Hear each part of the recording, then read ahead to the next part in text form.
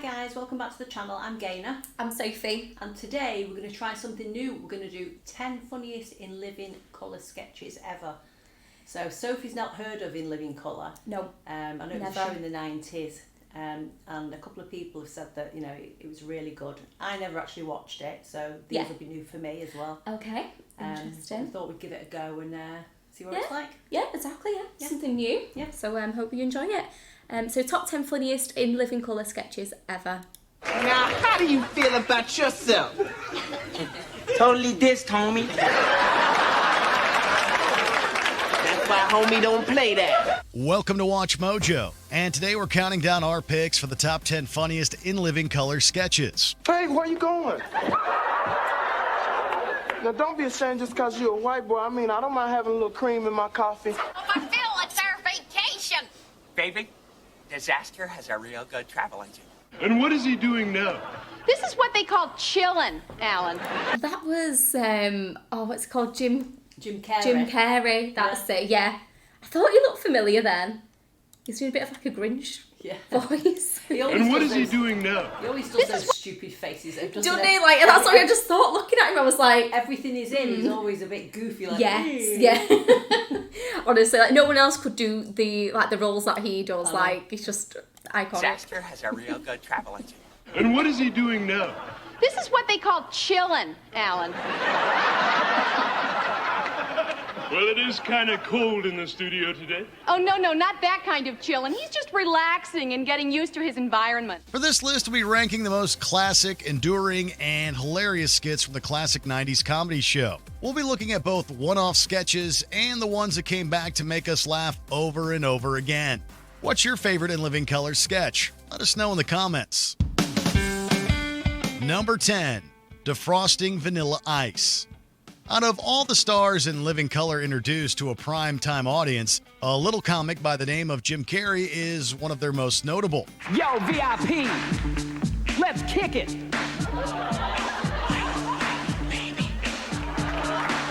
While he had plenty of highlights on the show, he absolutely nailed it as a musical parody of Vanilla Ice and his hit song, Ice Ice Baby.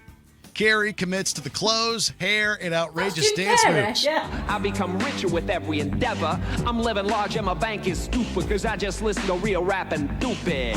He perfectly exaggerates Ice's already out there personal style while giving us a musical performance we'll never forget. In a sea of excellent musical parody sketches on In Living Color, this Ice parody floats to the top. Number 9. Bonita Bottrell spills the tea. Gossip? Heavens no. Bonita Bottrell wouldn't dream of speaking out of turn about a soul. I ain't one to gossip, so you ain't heard that from me. Except that's exactly what this character did, to exaggerated comedic effect. Kim Wayans encapsulates every local neighborhood gossip perfectly with this dirt-dishing homebody. Bonita Bottrell couldn't help but speak directly to the camera about basically everyone she knows. You're the smartest little thing on TV. Dumbest little thing is more like it. Take her 3 days to watch 48 hours. The best running gag in these skits is that she tries to avoid talking badly about Miss Jenkins, but usually slips up for one hilarious final punchline. Woo, we almost lost Miss Jenkins, honey. That was a close shave. Whew. And speaking of close shaves, she could use one. That woman's got so much facial hair, she looks like Chewbacca with a weave. Number 8, karate instructor Bob Jackson. Jim Carrey's back again to excel at what he does better than nearly any comic out there: physical stunts. If Why there's not realising all these characters are Jim Carrey? Has he just got one of them faces That that can just turn into anything. That's insane. Honestly.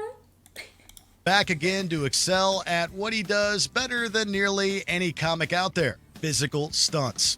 If there's one running theme throughout Carrey's various characters on In Living Color, it's their tendency to hurt, injure, or otherwise maim themselves just doing their jobs. Welcome to the first meeting of complete self-defense for women. Bob Jackson, karate instructor, was no exception. He always seemed to get pushed to the brink of mortal injury.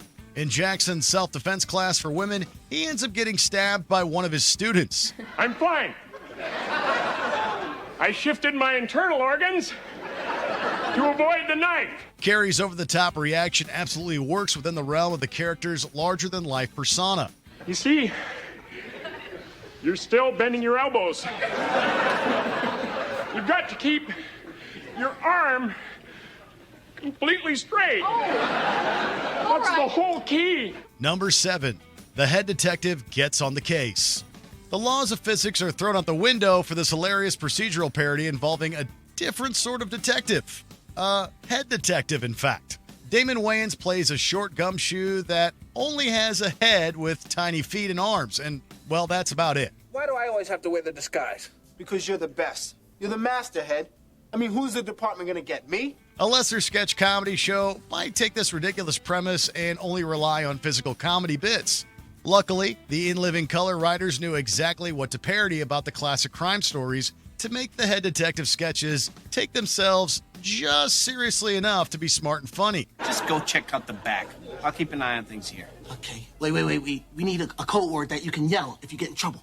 How about help, you idiot?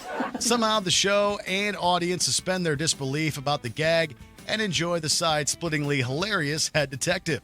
Look like the game's over, huh, Chief? I just want to know one thing. Why'd you frame me? I had to. Number 6, the Headleys. In this world, there's the average hardworking American family, and then there's the Headleys. I work 15 jobs. I don't have time for your foolishness. When I come home, I'm tired, damn it. Listen, you think you're the only one work hard? I got 9 jobs myself, you know. Plus, I have to do all the cooking and the cleaning and the washing around here, not to mention the welding. This family is notorious for working a ridiculous amount of jobs. They also can't fathom the shame when their daughter, Margaret, starts dating a boy with, gasp, only one job. How many jobs he got to make $100,000? Only one? He's a doctor? One job! One job! They're going to date the boy with one job! I hear it. This may seem like a one-note premise. However, the In Living Color cast nails it as usual thanks to their commitment to the characters. The fact that the Headley sketch wasn't just a one and done was a testament to the fact that the viewers wanted to see how the family was getting by week after week. How long will he be off his feet? Off his feet? That's what got him here in the first place. He had a hemorrhoid the size of a coconut on his behind. What do you prescribe? I prescribe 10 jobs. 10 jobs? That's right, 10 jobs a day keep a doctor away. Number 5, Anton Jackson. Every member of the Wayans family came up with recurring characters and sketches for us to enjoy. Damon Wayans was particularly great at coming up with the iconic Anton Jackson, a homeless man with a very memorable way of speaking. My name is Anton, and this is my house / bathroom / kitchen / backyard / library. His unique take on the character was able to fit easily in a bunch of different hilarious scenarios. We saw him appear everywhere from Thanksgiving dinner to a military recruitment office. I don't have time for this. I'm in the middle of a rapid deployment. Well, I'm in the middle of unemployment. Anton even takes a jab at home improvement shows along the way. While he may be strange at times, we couldn't help but laugh every time. Mr. Jackson, I wonder if you wouldn't be so kind as to do the honors with the turkey. Hey, I ain't never done nothing with no turkey before. Who told you that, Clarence? He's lying. Number 4, Black World. In Living Color didn't always deal with serious issues, but Black World was one awesome exception. Chrissy!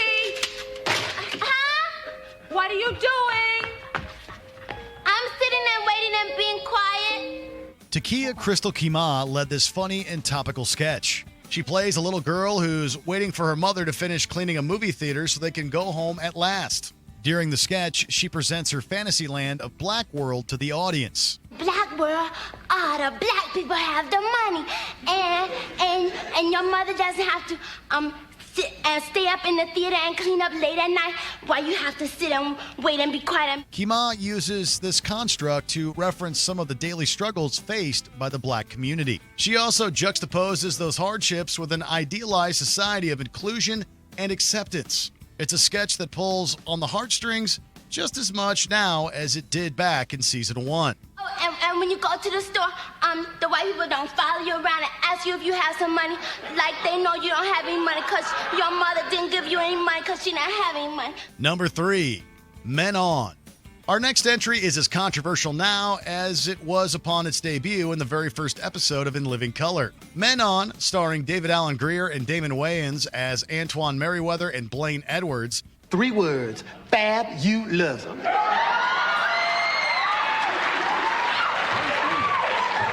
Boy, I hope I look that good when I'm 40. They both played into stereotypes of gay men while reviewing movies and other subjects on a weekly basis. The pair's rating system and the witty repartee between Wayans and Grier were a hit with viewers at the time.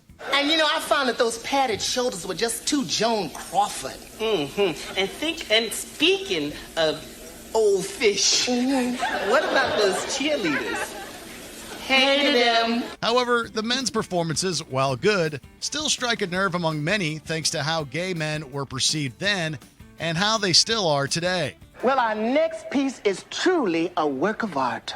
Yes, it is. It's Michelangelo's Statue of David. Gasp and swoon, I just caught the vapors. Number 2, Fire Marshal Bill. Fire Marshal Bill was arguably one of Carey's best-loved breakout characters from his tenure on In Living Color. I know what you're thinking. We're all perfectly safe in this classroom, right? Right. Wrong.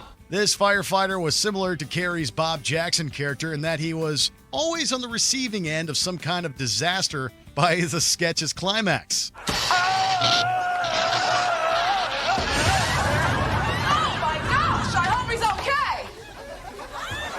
Never better. In Bill's case, however, his damage was usually far more explosive and even more exaggerated than the karate instructors. Carey's character also boasted his own witty catchphrase, "Let me show you something," right before things went haywire. Did you know that deep-sea fishing is the #1 cause of cruise ship casualties? Let me show you something. This is one of the sketches that didn't need an elaborate setup. Every time Fire Marshal Bill rolled in, we were ready to laugh. Before we name our #1 pick, here are a few other honorable mentions that had you cracking up back in the day. Velma Mulholland, a film noir dame out of time. May I see your license, please? So you want to play rough, do you? Sure, copper. I've got nothing to hide. Read it and wait. Make a Death Wish Foundation. Charles Bronson makes dreams come true. Can I kick the ball, Mr. Bronson? I'd like to see someone try to stop you. Oswald Bates and Barbara Bush. Booked on Phonics worked for him. Thank you, Mrs. Bush. Before I could read, I was forced to rob convenience stores for a living. But since joining the literacy program, a whole new world has been opened up to me. Embezzlement. The Wrath of Farrakhan. Bill Shatner, eat your heart out. What do you want? I've come to warn your crew. Warn your crew. Of their enslavement. Enslavement. Aboard this vessel. #1, Homie the Clown. We're willing to bet that you've never met an entertainer as unpredictable as Homie the Clown. Homie, homie, homie, homie, homie, homie, homie. Played to comedic perfection by Damon Wayans, this clown was actually a criminal serving out his debt to the community. Unfortunately, he seemed to have a really short fuse when it came to the people he was supposed to entertain. What y'all want me to do first? Oh, homie. What? Now do a silly clown dance for us. Oh. Yeah, degrade myself, huh? I don't think so. Get on Homie's bad side, and boom. An unwilling guest will get hit upside the head with a tennis ball and a sock. Wayne's catchphrase, "Homie, don't play that," caught on almost immediately. I don't think so. Homie, don't play that. That's all right, Hobie Jr. I know a very nice white family that would be all too thrilled to have a little son. Everyone wanted to hear him say those legendary words as he tried his best to grin and bear the sentence of his work release program. Do you agree with our picks? Check out this other recent clip from WatchMojo. It was different, wasn't it? Yeah. I mean, I don't know if it'd be something that I'd personally watch. Well, then you've said because we were talking before, because I didn't know whether it was like a TV show, or like more of like a not a TV show, like not like a recorded series, or was it like more of a skit show, that kind of thing. And I've never really watched a skit show before, so I think if I was to watch it, it'd be something different that I'm not really used to watching. Right. Because I know they have like SNL, Saturday Night Live and stuff like that. I think it was like very similar to that. Yeah. Yeah, see, I've never watched. I've always seen it over here, though. I feel like I've never seen it. If it is, Oh, you've not? no. Have you watched it? I've watched SNL? Saturday Night Live. Like, Yeah. Is it broadcasted over here?